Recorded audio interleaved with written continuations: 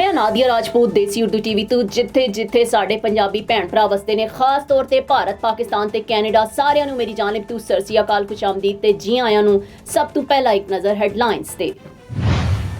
MD cat 2025 ਦੇ ਨਤਾਇਜ ਦਾ ਐਲਾਨ ਕਿਤਨੇ ਫੀਸਦ ਤਲਬਾ qualify ਕਰ ਸਕੇ ਮੁਸਲਿਮ ਲੀਗ ਨੂਨ ਆਜ਼ਾਦ ਕਸ਼ਮੀਰ हुकूमत ਦਾ ਹਿੱਸਾ ਨਹੀਂ ਹੋਵੇਗੀ पाक अफगान तालिबान मुज़ाकरात काबुल तो कोई हौसला अफजा जवाब नहीं आ रहा वज़ीर आज़म मोहम्मद शहबाज शरीफ ने रियाज़ विच सऊदी वली अहद मोहम्मद बिन सलमान तो खुशगवार माहौल विच मुलाकात की हुण वधदे खबरां दी तफसील दी जानिब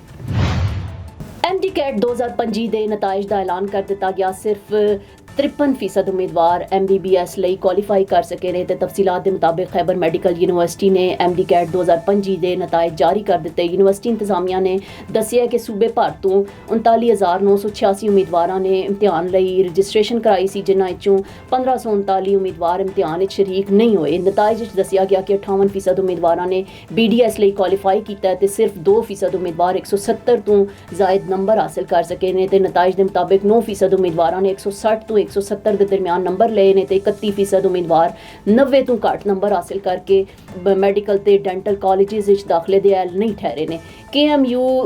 ਇੰਤਜ਼ਾਮੀਆ ਦੇ ਮੁਤਾਬਿਕ ਇਮਤਿਹਾਨ ਦੇ ਨਤਾਇਜ ਯੂਨੀਵਰਸਿਟੀ ਦੀ ਵੈਬਸਾਈਟ ਤੇ ਦਸਤਿਆਬ ਨੇ ਗੁਜ਼ਸ਼ਤਾ ਦਿਹਾੜੇ ਮੁਲਕ ਭਰ ਵਿੱਚ MD कैट 2025 ਦਾ ਇਮਤਿਹਾਨ ਮੁਨੱਕਿਦ ਹੋਇਆ ਜਿਸ ਲਈ 1,40,125 ਉਮੀਦਵਾਰ ਰਜਿਸਟਰਡ ਹੋਏ ਸਨ ਤੇ KPK ਦੇ 7 ਅਜ਼ਲਾ ਪਿਸ਼ਾਵਰ ਮਰਦਾਨ ਸਵਾਦ ਦੀ ਲੋਰ ਤੇ ਕੁਆੜ ਡੇਰਾ ਇਸਮਾਈਲ ਖਾਨ ਤੇ ਐਬਟਾਬਾਦ ਵਿੱਚ MD कैट ਟੈਸਟ ਦਾ ਇਨਕਾਦ ਕੀਤਾ ਗਿਆ वज़ीर आज़म के मुशीर बराए सियासी अमूर राना सनाउल्ला ने कहा कि मुस्लिम लीग नून आज़ाद कश्मीर हुकूमत का हिस्सा नहीं होगी इस्लामाबाद में गुफ्तगू करदे होए राना सनाउल्ला ने कहा कि सदर मुमलिकत नूं अपने फैसलों से एतमाद लिया है तरीके अदम एतमाद नून लीग आज़ाद कश्मीर PP का साथ देगी लेकिन नून लीग ने तय किया कि आज़ाद कश्मीर की मौजूदा हुकूमत से एतमाद नहीं है उन्होंने कहना सी कि आज़ाद कश्मीर की हुकूमत अवाम नूं डिलीवर करने नाकाम रही है Now I am American. I have citizen. I still have my Salvadorian passport and now I have my USA passport. I am a citizen of the US. Khi cầm cái hộ chiếu Mỹ cô rất là tự hào mình là công dân Mỹ. La ciudadanía para mí significa oportunidades. Si ya tienen el tiempo que pueden hacerse ciudadanas, que lo hagan. No pierde nada uno con intentarlo. Como dicen en México, echándole ganas todo se puede. Pakistan ते अफगान तालिबान रजीम के दरमियान मुज़ाकरात का तीजा दौर भी इख्तिताम नूं पहुंचा काबुल इंतजामिया तो कोई हौसला अफजा जवाब नहीं आ रहा इस हवाले तो सिक्योरिटी राय का कहना है कि इस्तंबुल मुज़ाकरात अज भी कोई काबिल जिक्र पेशरफ ना हो सकी मुज़ाकरात का तीजा दिहाड़ा भी मुश्किलात का शिकार रहा है तो सिक्योरिटी जराए का कहना है कि गलबात के दौरान पाकिस्तान ने अफगान तालिबान के सामने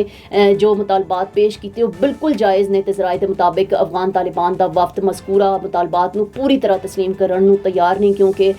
हालांकि मेज़बान मुमालिक भी एक गल तस्लीम करते हैं कि पाकिस्तान के मुतालबात माकूल ते जायज़ ने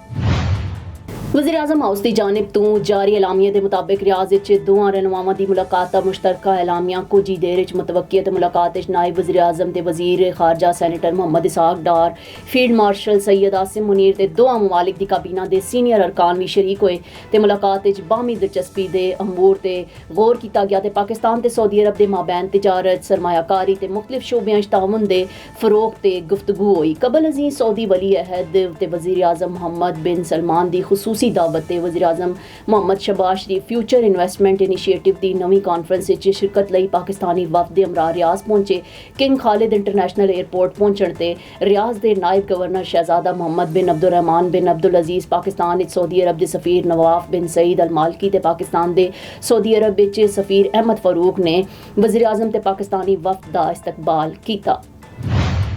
देसी उर्दू टीवी तो फिल वक्त इतना ही मजीद खबरां ते अपडेट्स लई वेखदे रहो देसी Urdu TV USA DTV NN ते साडा OTT प्लेटफॉर्म DTV फ्लिक्स जिथे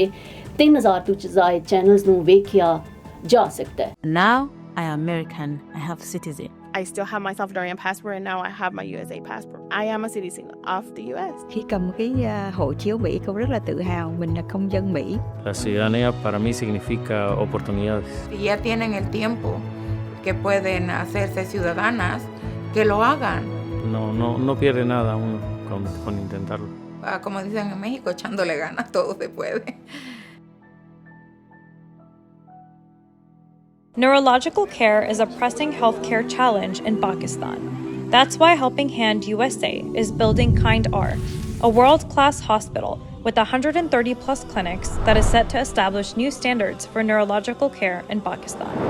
As the first phase nears completion, anticipation is growing for the launch in the second half of 2025. Give zakat and sadaqah through Helping Hand USA today and join this historic endeavor to redefine future healthcare in Pakistan.